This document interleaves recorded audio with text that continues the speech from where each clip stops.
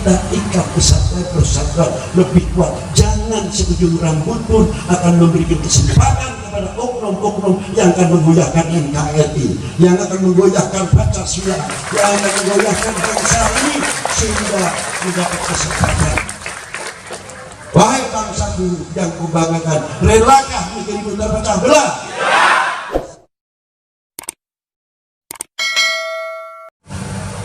Dan setelah hidup kita baru membangun jiwanya setelah fisik. Bagaimana jiwa kita ini? Kita merasakan terutama ketika lapar, ketika dahaga. Untuk akhirat kita mengingat besok di padang mahsyar tidak ada setetes air pun. Bagaimana di alam kubur? Dari hasil demikian akan melahirkan apa? Karena hatinya selalu ingat kepada Allah. Anta bidallah ka'anna katara fa illam takun dara fa innahu yarah. Bersembah sujudlah seolah-olah kita melihat kepada Allah. Kalau tidak mampu merasa didengar dan dilihat oleh Allah, jiwanya hidup merasa dilihat didengar oleh Allah Ta'ala, pasti akan menjalankan amal perbuatannya, tidak mungkin akan membuat satu kerugian khususnya untuk dirinya, apalagi merugikan orang lain. Ini kalau jiwa sudah bagus. Lain dari itu, meningkatkan bagaimana alhamdulillah ya Allah, kita masih diberi oleh Allah Ta'ala mampu menjalankan Ramadan. Nah, hasil terima kasih kita kepada Allah apa? Karena kita diberi kekuatan dalam menjalankan perintah. Kelihatannya enteng, tapi sulit. Kita belajar terima kasih dulu yuk kepada kedua orang tua. Bagaimana jerih payahnya orang tua mencari nafkah untuk putra putrinya. Terkadang pagi hari sudah ramai ke pasar, mendapatkan ikan, mana ikannya dingin, ada esnya lagi. Tengah malam lagi, jualan lagi. Untuk siapa? Kalau tidak untuk putra putrinya. Belum yang di pegunungan, apalagi yang di kota sangat panas. Kalau tidak panas musim hujan, ketakutan kalau anaknya tidak makan atau putus sekolah, putus pesantren. Bagaimana kedua perjuangannya orang tua ini? Karena apa? Sadar bahwa saya sudah tidak mampu untuk bisa meneruskan perguruan tinggi dan lain sebagainya. SMA dan lulus, tidak nyampe artinya.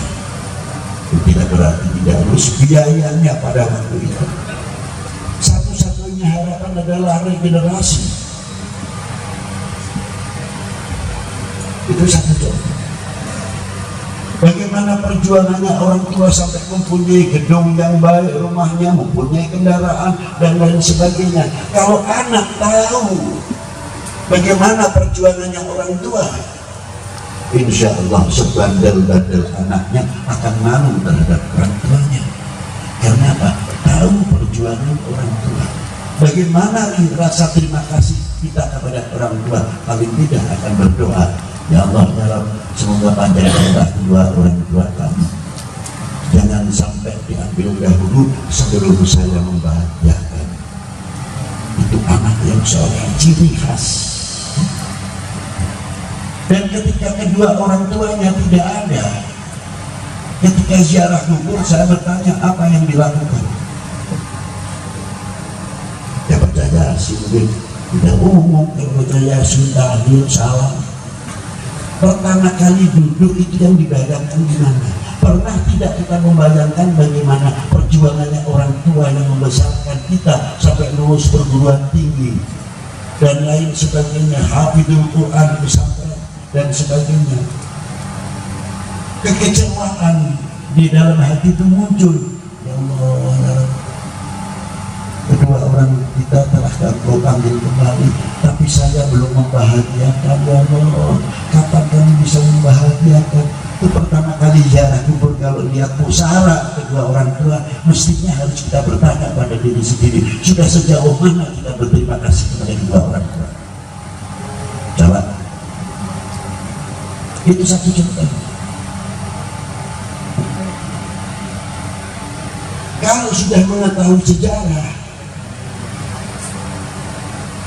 terkadang kita mempunyai uang lumayan rezeki, ketika kita makan di restoran atau apa, makan enak, ingat sama orang tuanya, ya Allah, cepat bungkuskan, bungkuskan untuk mak sama bapak ini, belum tidur, bungkuskan. Itu begitu sampai rumah dikasihkan kayak apa senangnya kedua orang tua itu. Aduh nak, kamu belum apa-apa, kata ayahnya belum seberapa, kamu ingat sama orang tua, semoga rezekinya begini, kamu panjang umurnya, demikian. Senilai satu bungkus nasi, tapi dosanya melebihi gunung karang besarnya. Itu orang tua terhadap anak luar biasa. Nah, apakah kita akan menjadi anak atau putra putri yang mengecewakan para belia atau tidak? Kalau yang ingin mengecewakan, walaupun itu terkadang tidak menjadi keinginan, sering kita lupa kepada kedua orang tua, kakak adik ribut, terus bertengkar, terus tidak ada habis-habisnya. Apalagi kalau sudah kena urusan laris, ya Allah. Apakah itu cara membahagiakan kedua orang tua? Ini satu contoh.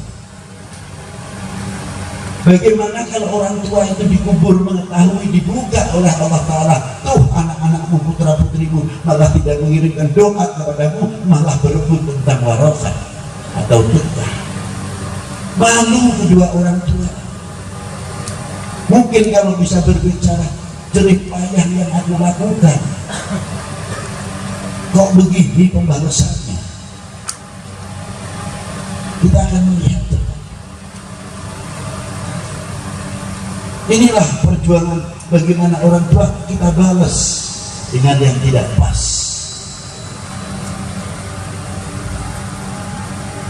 Kapan kita akan membalasnya dengan baik? Kalau ingin membalas tidak mengecewakan kedua orang tua, ayo bangun kita kompak sekeluarga, rukun kurang lebih sedikit, yang mampu mungkin adiknya bisa mengangkat kakak-kakaknya atau mengangkat adik-adiknya, dan yang kakak tidak mentang-mentang asal jadi orang tua, ada bagiannya sendiri mau mengarahkan adiknya, tahu diberi contoh ekonomi yang baik bakalan oleh adiknya dan lain sebagainya, saling menunjang, saling kompak luar biasa. Kayak apa kedua orang tua senangnya melihat kekompakan, kerukunan yang dibina oleh keluarga itu sendiri.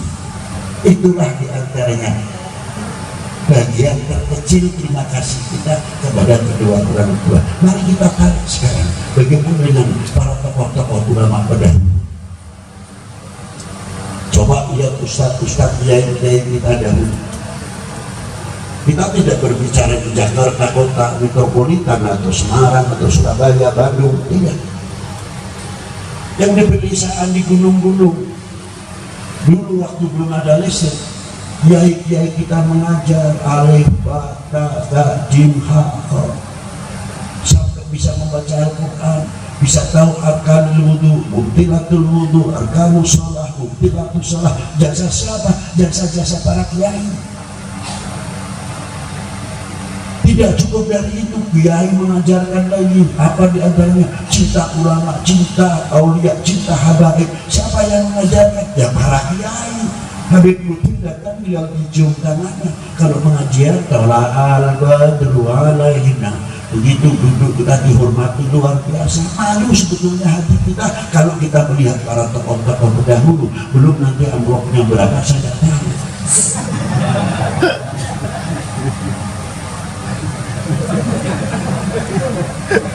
Kita nyindir bukan, kita nyindir. Nah kalau kita malu sebetulnya. Itu coba lihat. Sering saya beri contoh, Maulana Syekh Hidayatullah, separuh untuk non-muslim, separuh muslim. Yang sana pikir sendiri, kita sendiri, tapi setelah non-muslim, wah hebatnya bisa rukun, bisa kompak. Orang sudah meninggal 450 tahun yang lalu, masih bisa merukunkan, mendamaikan umat, mempersatukan umat. Yang cara muslim dengan kita, yang non-muslim cara mereka, tapi ajibnya bisa percaya ziarah kepada Maulana Syarif Hidayatullah. Saya kagum kepada Sunan Gunung Jati, sudah sekian ratus tahun meninggal, sekali lagi masih bisa mempersatukan umat dan bangsa. Luar biasa. Tidak cukup membuat ekonomi kerakyatan lingkungannya makmur, ramai, dan putranya juga yang di Banten, Maulana Hasanuddin Jantan. Karena di Gunung Jati seandainya tidak ada Maulana Syarif Hidayatullah, ramai atau tidak? Siapa yang mau ziarah siapa? Di Jakarta, luar Batang, contohnya di Banten, Maulana Hasanuddin Banten.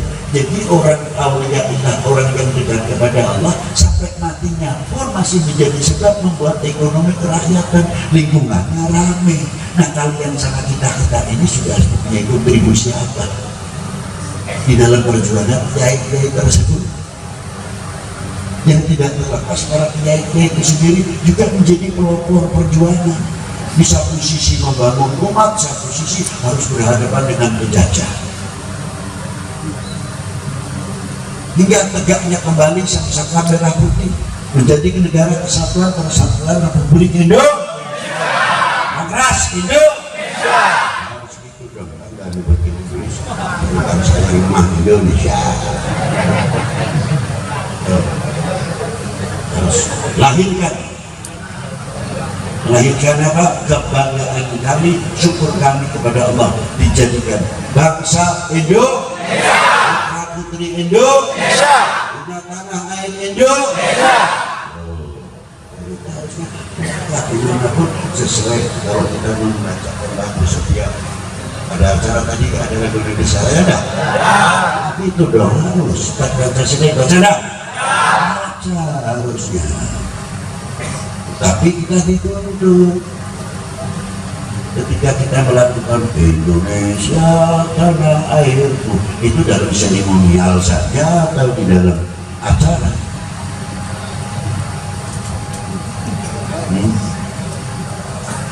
Loh, kalau saya tanya Pak Tentara asli itu sudah doktrinnya lain, nasionalisme yang sudah digembleng itu. Ini kita ini yang kita tanya. Dan lagi maaf ya kalau saya jujur.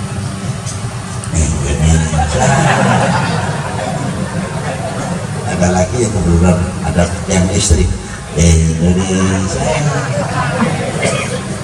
Mestinya harus kita punya kebanggaan, dibiasakan di mana saja ketika kita melakukan Indonesia paling tidak tegak, menunjukkan kita bangga mempunyai tanah air Indonesia.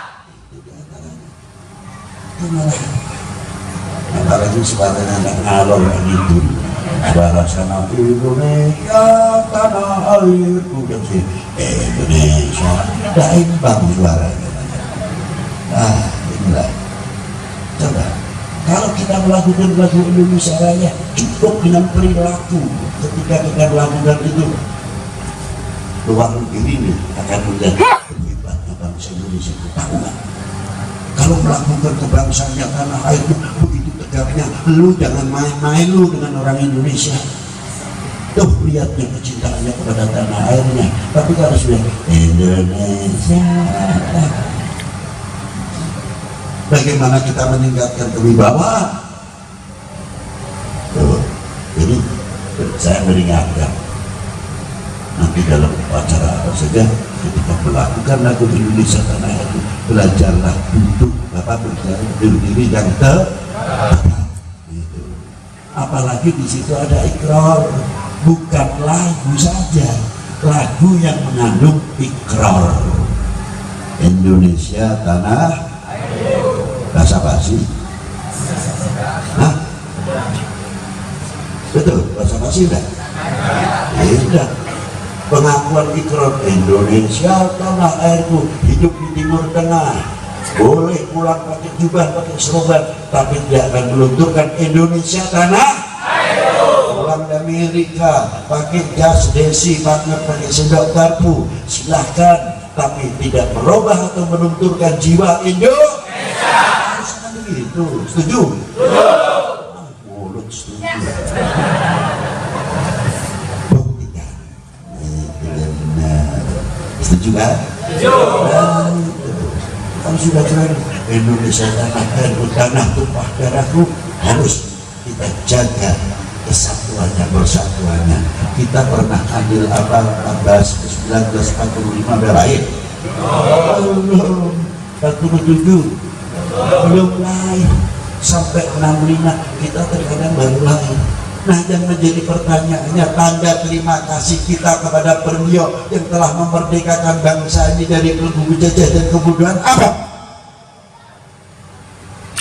Sudah mempunyai kontribusi? Kita tidak mempunyai apa, tidak akan mengecewakan kepada para pejuang-pejuang kita yang ada di dalam tubuh pejuang tersebut. Ada ulama, ada tokoh agama, tokoh masyarakat. Apakah kita akan menjadi manusia yang memalukan para beliau kelak di hadapan Allah Subhanahu wa Ta'ala? Jawab. Mestinya harus jawab tidak.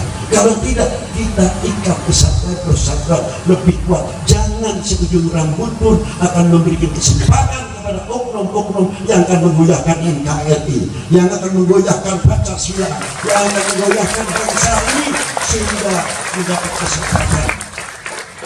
Wahai bangsaku yang kubanggakan, relakah negerimu terpecah belah? Assalamualaikum warahmatullahi wabarakatuh. Alhamdulillahirabbil alamin. Dengan penuh semangat sama-sama kita mendengarkan nasihat